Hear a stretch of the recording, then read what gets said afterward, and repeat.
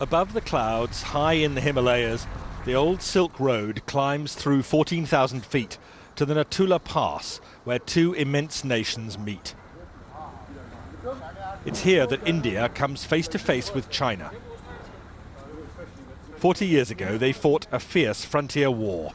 Now, finally, the border is reopening for trade. Symbol of epic change in both countries as they dash for growth and new riches. India and China together will shape much of this century for all of us. But who will be the winners and losers as they race each other to the top of the world? I'm setting off on a journey through China and India to watch the race unfold. First Shanghai, and the Chinese sprint from the very start. Welcome to take on Manhattan. The airport train pushes through 430 kilometers per hour, 270 miles per hour, for a mere 8-minute journey. Impressive, undoubtedly. Vitally needed, hardly. But this train is a political statement. Be amazed, be very amazed by China's rise. Once China decided it wanted the fastest train in the world, there didn't need to be any public discussion. This isn't a democracy. In a one-party state, what the government wants, the government gets. The train seems to shout to the world, "We're overtaking you all." Arriving in India is a very different story. This doesn't immediately look like a country on a dash for growth. A taxi in Mumbai, the country's commercial capital, gives me far too much time for a close-up view of slums and jams. Most of India's roads are hopelessly inadequate, part of a lousy infrastructure. But what's holding India back? Partly it's the need to persuade people in overcrowded areas like this to move out of the path of modernization. They can't be forced out of the way. It's called democracy. But how does it look to those creating the new wealth? Hi. Nice to meet you. Good What do you think to- would suit me? I can do all kinds of shoes. I like these ones. These Yeah. are really smart. In Shanghai, Billy Wang's handmade shoes tell a powerful tale. Billy took me to his small factory, a tiny but thriving part of China's manufacturing boom. His workers copy from photos their customers' favourite shoes. It's all imitation, not innovation. The business is expanding very fast, like all Chinese manufacturing, and Mr. Wang certainly doesn't question China's system, which helps make him rich. I'm just a shoemaker. I just worry about my shoes. Nothing else matters to me. I just want to make good shoes. How much does your business and your future success depend on China's government? According to the Chinese way of thinking, the political system is decisive. Everything else comes second to this. And that's the message big picture China tells you too. In the new Shanghai, with its soaring temples of capitalism, the fast track to wealth has been produced by a rigid political system, communist in name only now. Shanghai's international port is part of national success built on an unwritten deal. Business stays out of politics, especially when the political system delivers so much. The port director told me he's immensely proud of what's been achieved. This area is for refrigerated containers. Over there, those are for hazardous materials. Most of these are for normal dry goods. This whole port was built in 1990. Every year, we're growing by 25%.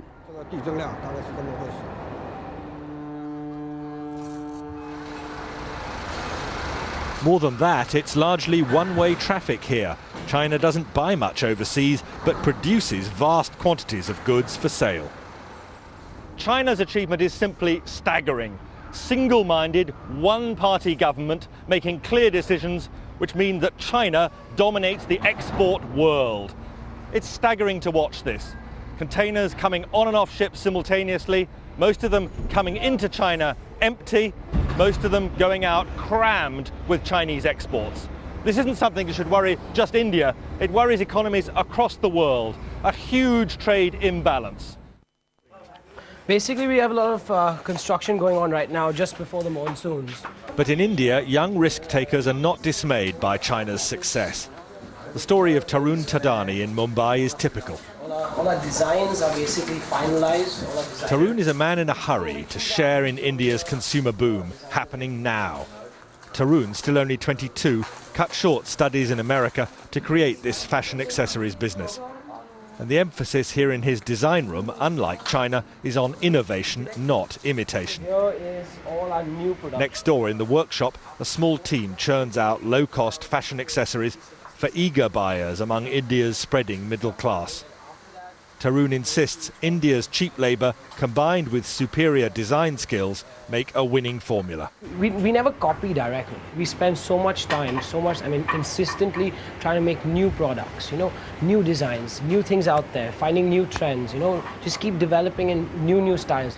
So is this an exciting time to be doing business in India? It's an exciting time because you can see things happening, India is moving very fast, but it's like a boat. But if we can sail or we can even sink. I can't speak for the future, but I can definitely say it is definitely bright. It's a good path, and I think we are on the right track. And big picture India? Well, that stress on skills drives heavy industry too. Here at Mukand Steel, they can't compete with China's bulk bog standard production. Instead, they make only high-value specialist steels, meeting Europe's most exacting standards. I'll tell you, life does not get hotter than this. At the heart of a steelworks in India, midsummer, it's almost unbearable. But the Indians are justifiably proud of what they're doing here, not just competing with huge producers like China with a massive output of bulk commodity steel, but here making some of the world's finest high-grade steel, competing with anything that could be produced in other parts of the industrialized world. Most of this steel meets India's enormous demands, but also goes for export. This is an area of heavy industry where India sees opportunities for massive growth over the next 10 or 15 years, and where the Indians are convinced they have a huge edge over China. Outside, away from the intense heat, I hear some fighting talk from the marketing director. India can catch up and then overtake China. And I don't think China can sustain this kind of high growth rate here for next 3 to 5 years. Is India While going to India's growth rate for last year was 8.5% GDP, the current year has begun with 9.5% in first 2 months. And I think as we go along, we see acceleration of the growth rate as all the industry segments are growing simultaneously. So we expect at least to close up the gap between China and India in next 3 to 5 years. And that optimism, justified or not, fits with a confident mood in Mumbai, seaside city of property prices going sky high, where Tarun Tadani, the entrepreneur, is just one of thousands out to enjoy the good times. You can see more of India's potential strengths at the cinema too. Freedom for its people, freedom of expression, and in politics. Tarun thrives on ideas, and at the cinema he can choose between India's best Bollywood films and anything else from around the world. Could democracy prove a winner?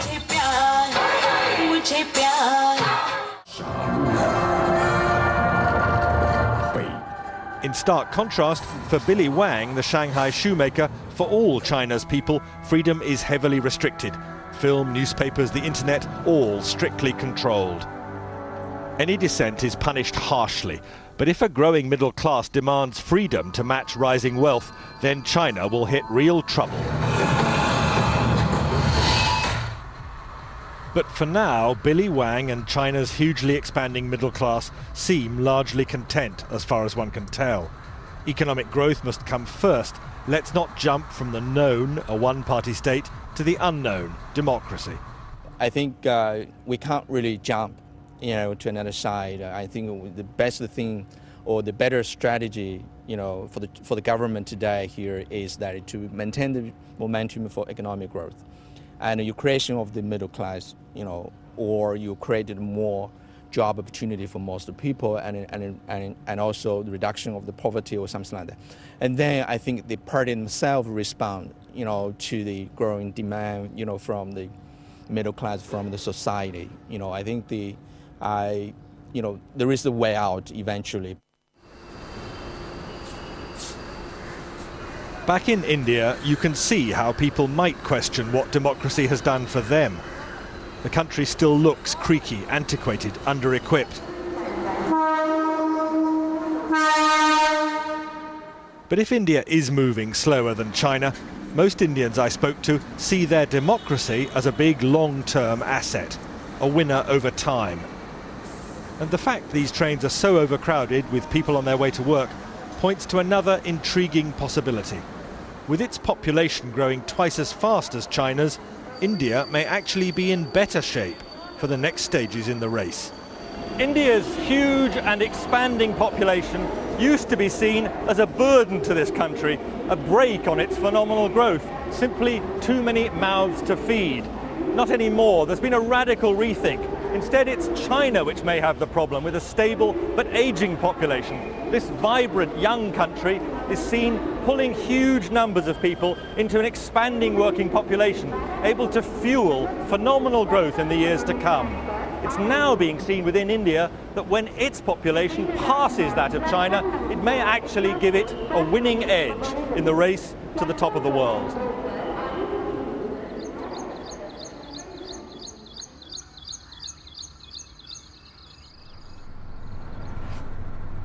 Leaving the cities of India and China behind, I'm travelling into the countryside to see how the race to the top of the world looks in the vast interior of each country. It's here that the majority of both India and China's people struggle to survive off the land. As the two countries compete for future dominance of the world economy, both face huge challenges to ensure the hundreds of millions of people in their rural population are not left out of the growing prosperity.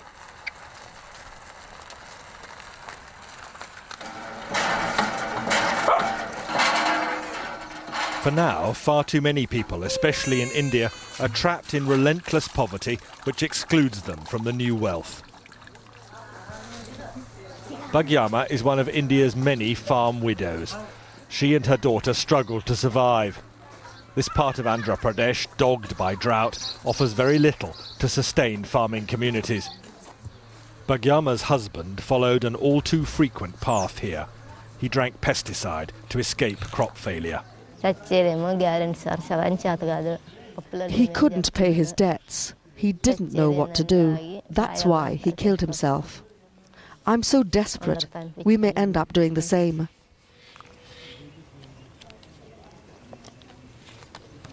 But surely there must be some chance your daughters will have a better life. My children will also have to be labourers like me, because there are no opportunities here.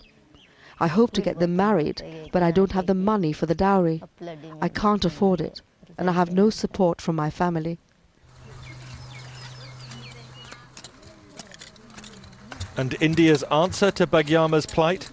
Well, she's now joined a huge government job creation scheme, guaranteeing her 100 days' pay each year. But for India as a whole, more radical solutions are needed, giving people new skills and persuading them to leave the land and fill jobs in industry instead.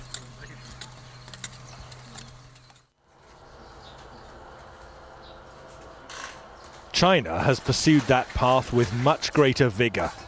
This is just one rural household turned upside down by a radical and divisive policy. It's delivering real results and shifting tens of thousands out of the fields, but at considerable cost.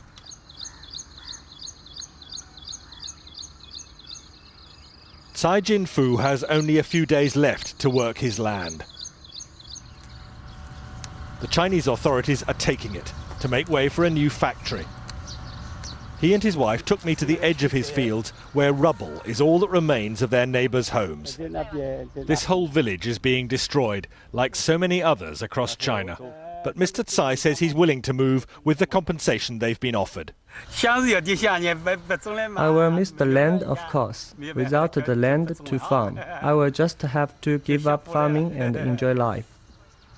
But other farmers are angry. This man saw us filming and came over to pour out his resentment, well aware public protest in China is risky. We're all unhappy, he told me. What's there to be happy about? They gave us a much smaller place and very little money. But nothing stops the demolitions.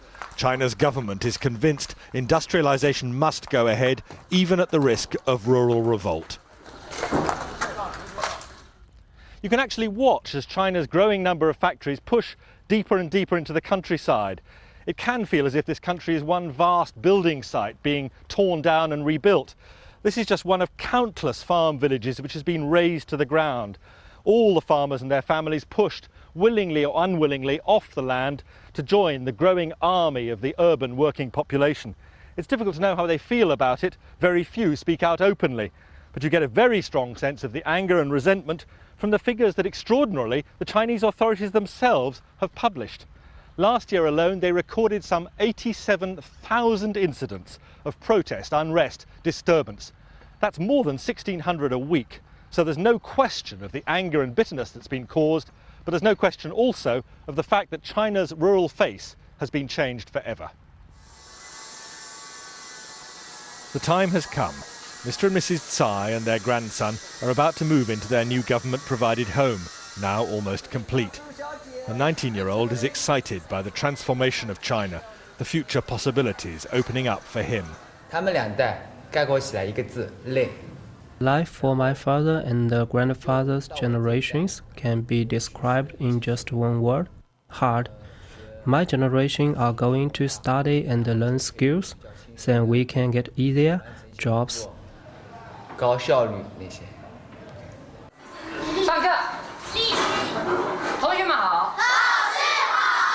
Education is a key focus for China. It really needs to be. The country has too few children as a result of the strict one-child-per-family policy. And that means a dwindling workforce. So tomorrow's workers have to be given the best possible skills.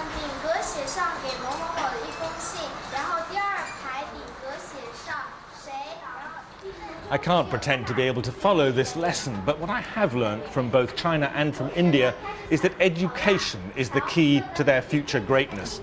Many of the children here from local villages are getting off to a flying start with better resources than in India.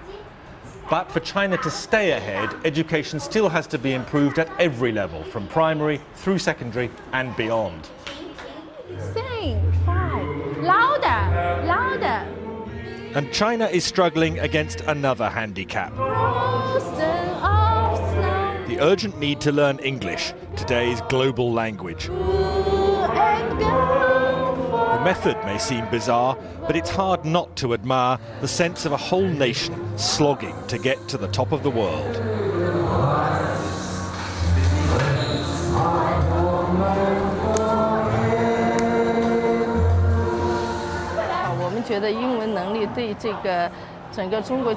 At the moment, English plays an important part in China's economic prosperity. It is the basic tool for international communication. As we improve our English skills, China will be able to interact with the rest of the world even more.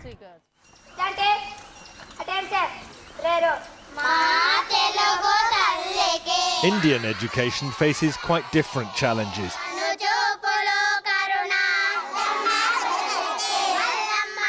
The absolute priority in the villages here is fighting poverty.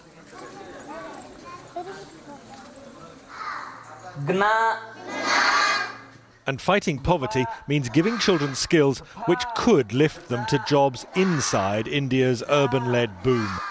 An escape route from very low wages working the land. What would you spend it on? As it is, the headmaster sometimes despairs at the risk of perpetual poverty here. Because uneducated parents, they are not sending their children properly to the school. Absentees, their children absentees, they are At least continuously, nearly 10 to 15 days they are absenting. By that way, will not understand lessons properly. But if they get better educated, will that give them a different chance in life than their parents? I mean, is the future for them better? Definitely, sir. Definitely. Now look at this. Still India, but the contrast could hardly be more extreme. This is the breath-catching campus in Bangalore of Infosys, India's own homegrown software giant, and a major contributor to India's explosive growth. We have a faculty of 180 people who are faculties in computer science. This is possibly the largest computer science faculty anywhere in the world. Mohandas Pai, Infosys director, is showing me a vision of India's future. And the biggest emphasis of all here, no question, it's on teaching. Taking the highest achievers among India's college leavers to even greater heights. They see no limits to the country's future or their own. I want to leave a mark. I'm looking at making a difference somewhere down the line. It's not like everything is already done. So there's so much that's yet to be discovered, there's yet to be tapped. So that way, there's a lot of scope to make a difference. Is this an exciting time to be living in India? Definitely. I think this is the best time. There's never been a better time here. All that enthusiasm Mr. Pai shares, but he's also realistic. India is being outrun by China. His hope, India can catch up. But the fact remains, China has lifted the largest number of people out of poverty in the shortest possible of time. There is no parallel in human history to what China has done. There'll be no parallel in human history to what India has done. Because these two countries don't fit in with the notion of the rest of the world. They are 40% of the world. And if 40% of the world does well, the balance 60% will naturally do very well. So, for both India and China, in their race to the top of the world, the heights of achievement seem to beckon. And for me, at the end of this journey, there's no better place than the Natula Pass in the Himalayas, where the two countries meet to try to glimpse their future. With China and India face to face, we can look into the future, but we can't see it clearly. What we can be certain of is this, that both these great countries are building and building fast. The changes in their economies are going to change the lives of 1 billion people in India, more than 1 billion people in China.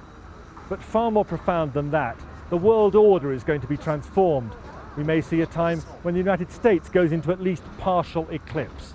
The giants of Asia are on the move and on the rise.